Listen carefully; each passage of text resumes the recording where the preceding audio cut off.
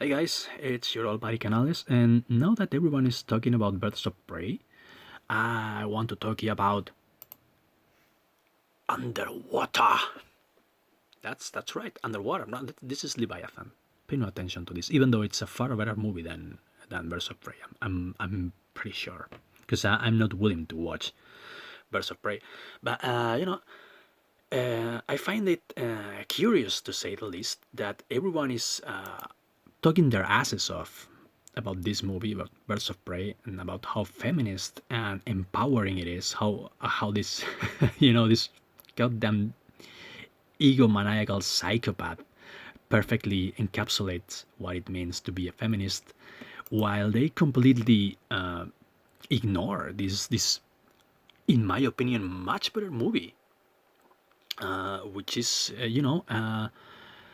I hear that both movies are tanking, and I'm glad. I don't know. Maybe I'm wrong. Maybe I'll have to swallow my own words with fries, as we say in Spanish, if this thing somehow gets legs and recovers all the money that it needs to recover. But apparently, this movie definitely tanked, and it pains me. It pains me that it tanked because it's an old school horror sci-fi. It's one of those late '80s movies about underwater creature, underwater horror that apparently started with Abyss, with the Abyss. I never know if it's Abyss or the Abyss, but the one by James Cameron, who is not actually a horror movie. Everyone thought that it was going to be because he made Aliens, he made the Terminator, and those movies are pretty much action horror. But now this one was pretty much E.T. underwater. But everyone thought that it was going to be a horror movie, so apparently the studios decided to decided that it was going to be like the next big thing, yeah, to make underwater horror movies. And I haven't seen any of those movies, any movie, I mean, another movie of that genre in like 30 years. And suddenly along comes this guy with this William Eubank guy, who's one of his previous movies I really enjoyed. It's called The Signal, and it pleasantly surprised me. So that fact, those two facts, that it's made by a director whose previous movies I enjoyed, and the fact that it's a movie of a subgenre of horror movies that I hadn't seen in a long time, and the fact that Vincent Cassel is in it, my cousin Vince, as I like to call him, because he was in. I don't know what the title is in English, but I think it's The Hate, La Haine in French. It's about three French teenagers from a rough neighborhood, and I saw that movie so many times when I was a kid that I consider those three guys my cousins because they call each other cousins. So I call him cousin Vince. That's how nostalgic I am. But yeah. Those three factors made me want to go watch this movie, and I actually enjoyed it. It's not a perfect movie. I think it's a bit too fast paced to be really good, but it's still enjoyable. It's really Lovecraftian. I love the design of the suits and the creatures. The creatures are barely seen in the movie actually. I hope you can see what I'm focusing on here.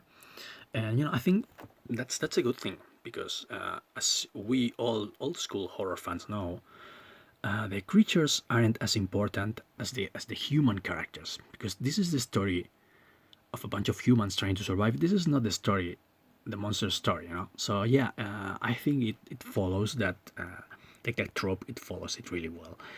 And also, as I said before, I find it really curious how this character is supposed to be like a perfect depiction of what feminists aspire to be, right? Like this crazy, self-centered, egomaniacal psychopath who goes around assaulting people randomly, and who is unable to deal with life without basically going crazy. But if that happened to a guy, that would have been white male rage. As my abductor bro Michael Derrick said, clown boy bad, clown girl good, and this is the case, right?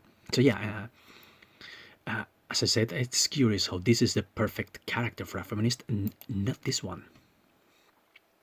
Maud Reader here, whom I actually I have come to respect her because he's pretty good in this movie. Actually, he's a pretty good actress, and I gotta say that I like her I like her look a lot. I have a thing for women with short hair. When I'm Canales, you know that I have a thing for all women everywhere. But I have a special thing in my heart, a special place in my heart for women with short blonde hair. Don't know why. You know, my mom has a similar haircut, so there might be some sort of Oedipus complex going on there. But yeah, this is a pretty good female character actually.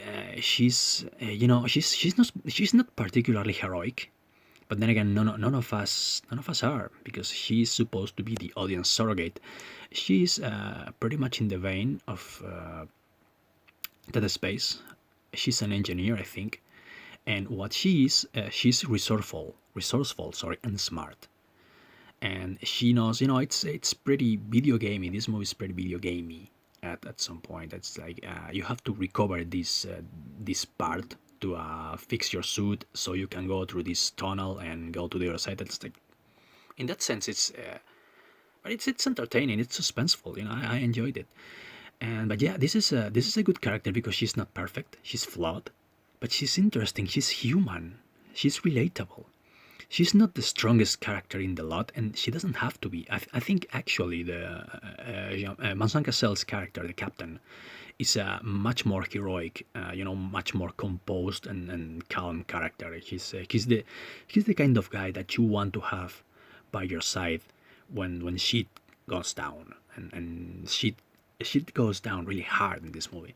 But he's there. He's like, don't worry, they'll send a team. I will make it. No one's going to die, and you're just shitting your pants like this chick is, and that's what makes her relatable. You see the events unfold in this movie through her eyes. And as I said, by the way, this movie passes the Bechdel test. He talks with another female character about something else apart from men. Like they talk about Cthulhu. Yeah, mild spoilers. There's some Lovecraftian influences in this movie, which I really enjoyed. I wouldn't say the creature is creatures. Well, there are several types of creatures in this movie. I don't want to spoil anything, but I wouldn't call them Cthulhu. But there are certainly some similarities to other Lovecraftian beings. Go watch this movie.